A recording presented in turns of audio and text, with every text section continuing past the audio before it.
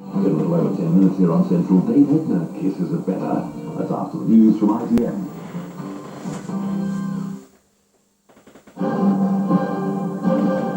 From the studios of ITN, the news and sport, with John Suchet and Graham Miller. Good evening. The Home Secretary got tough with football hooligans today, promising he'd stop them from travelling to next summer's World Cup. Jack Straw reminded magistrates that they have the power to prevent any offenders convicted now from travelling to France. The FA welcomed his comments, but supporters organisations said his plans didn't tackle the root cause of the problem. Our political correspondent Jackie Ashley reports. At Stoke City's ground today, just the sort of violent scene the Home Secretary wants to prevent. Police arrested 7 people. Now some of them could be banned from travelling to France for next year's World Cup matches. In the wake of violent scenes like this when England played Italy in October, the Home Secretary is urging courts to make more use of restriction orders. If they misbehave between now and the World Cup, and they are convicted and an restriction order is imposed upon them, then they will be attending the police station during the World Cup, not a ground in France. Mr. Straw has already had talks with his French counterparts about ticket control and surveillance of known hooligans. But today's plans have met a mixed reaction from football supporters. I think it'd be intent for some of them, but not for all of them. Well, anything they can do to help is going to benefit the reputation of the football fans, the genuine fans. The government believes that having seen some of the worst football violence in Europe, Britain is now one of the countries best equipped to deal with it. As well as its present crackdown, the government is organising a European-wide seminar on football hooliganism early in the new year. Jackie Ashley, ITN, West London. Thousands of people are facing a third night without power as the clear-up continues after the Christmas storms. At least 6 people died in the high winds. The worst affected area is North Wales, from where Tim Rogers reports. Electricity engineers are again expecting to work through the night to restore power to the thousands of homes which are still cut off. In North Wales, the area worst affected, Michelle Roberts is typical of many struggling to cope. She has no hot food and 2 small children to keep warm. With Christmas egg. Yeah, some baby I can do with blood bottles for him, got mum's food up and I think. So, I got electric cooker now, see, so I can't use electric cooker. Former miner William Marsh suffers from acute asthma. He relies on this nebulizer to help him breathe, but without power, it's useless.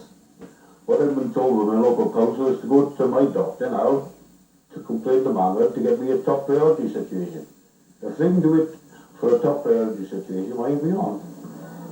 At the control centre here in North Wales, members say they're having to contend with what has been their worst emergency for many years.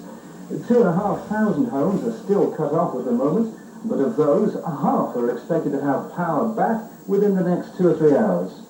Overseeing the operation, the chief executive of the company says nothing more could have been done. Safety is critical here, the safety of our customers and safety of our employees, and we can't work on overhead lines when there's lightning or when there's high wind, and we've had both of these in the last 48 hours. In Gwent, this is all that remains of a car in which 3 people died after it was hit by a tree. The weathermen say the worst of the storms are now over, but clearing up will go on through the weekend. Tim Rogers, ITN, Wrexham. French detectives investigating the murder of the British schoolgirl Caroline Dickinson are to DNA test a man accused of assaulting a young girl near Paris. Caroline, who was 13, was killed during a school trip to Brittany last year. Tests on men living in the village where she was staying failed to produce any leads. Worried people have been flooding Hong Kong's hospitals today following the discovery of 2 more cases of the deadly bird flu virus. The 2 young children take the suspected number of new cases over Christmas to 5. And Iraq accused the US today of planning airstrikes against its presidential palaces. The country's Revolutionary Command Council said America's aim was to plant fake evidence of chemical and biological warfare. The White House said the claim was ridiculous. Anti-hunt campaigners and hunt supporters were both out in force today on what's traditionally the most important date in the hunting calendar. There was some jostling, a lot of booing and a lot of cheering. Andrew Simmons reports from the Bicester Hunt. Throughout the country, they hunted in bank holiday Christmas tradition, but dismissing suggestions that this could be the last of their Boxing Day meets. In the Oxfordshire town of Bicester, like scores of other country communities, supporters and objectors turned out in force. They demonstrated side by side. For and against. Boxing Day is the biggest in the hunting calendar. Supporters of the blood sport claim it's an essential tradition which will survive, while protesters insist it's a sadistic form of entertainment. People who've been very quiet, just opposed it quietly, have now begun to speak up, and there's a terrific momentum, and it's unstoppable. The government agrees with that and wants a ban passed before the next election.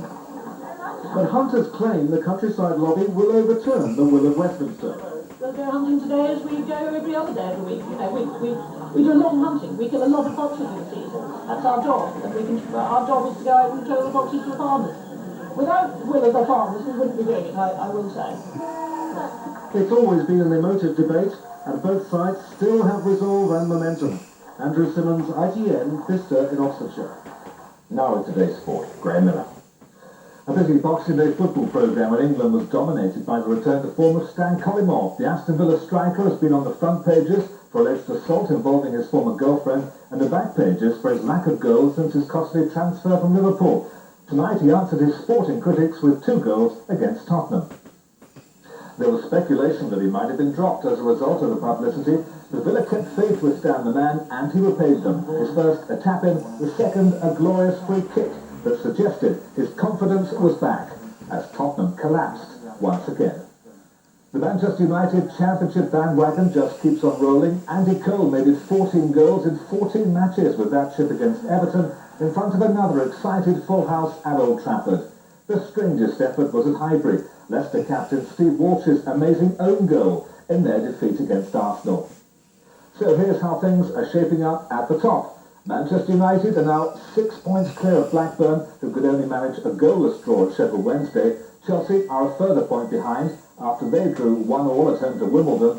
Liverpool leapfrog Leeds into 4th position after beating them 3-1. Robbie Fowler scored 2 of the goals at Anfield. It's been a great day for jockey Andrew Thornton, who rode the winner in the King George VI chase at Kempton Park and then won the next race as well.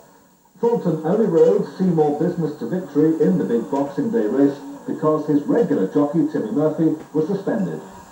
Here are the full starting prices. First, Seymour Business 10-1.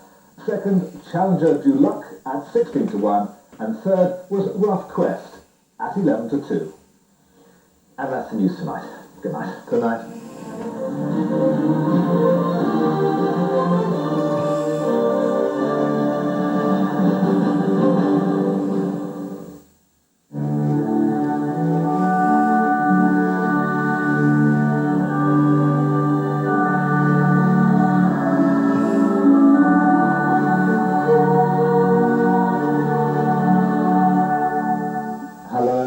I hope your local Christmas decorations have survived the storms. As far as I know, these in Belfast are still going strong and will do for a few more days yet, of course. The winds are a lot lighter now than they have been. That's the chart from Christmas Day when we had such stormy weather crossing Britain. Today that low pressure has been way out to the east of us, so we've had winds coming in from the north and west. And tomorrow's chart looks similar, so a similar sort of day. Still fairly breezy, especially in the west, but those winds carrying a mixture of sunny spells and showers.